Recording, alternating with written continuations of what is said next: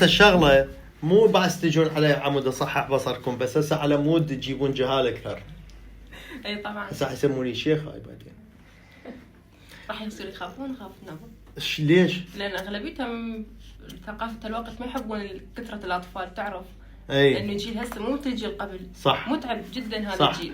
هسه احكي لنا شنو صار وياك انت قلتي انت فولت علي بدري سالتني دكتور قبل العمليه، قلت لي ماكو حمل. اي لانه عمليات تصحيح البصر ما يصير حمل طبعا. فقلت لك لا دكتور اني مو لي نيه. أي. فجاه ورا العمليه بشهر طلعت ما حامل. شاء الله طلعت حامل. اي فانتي ورا عمليه تصحيح بصر، ورا ما شلتي المناظر رجلك شافك، انتي رحتي هم درتي بالك على وجهك ميزو فيلر وليزر وهاي. فهو كلش تحمس. طبعا تحمس وجاني فول.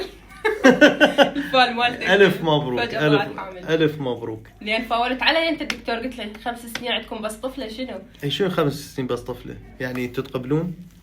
سنافر؟ والله شلون؟ المفروض كل 5 سنين يلا واحد يفكر. اي لانه صراحه هسه شويه صعبه حياه التربيه او الجيل هذا الوقت صعب كلش، يعني نظامه مو مثل نظام قبل. انا يعني الشغله الموضوع تلزميه هذا باليوتيوب بالتليفون مين تلزميه؟ اغلبيته يعني يتربون بالانترنت طبعا. فواحد لازم عينه 24 ساعه عليهم. اي فهسه الدكتور انت بالفحص اكتشفت انه انا حامل.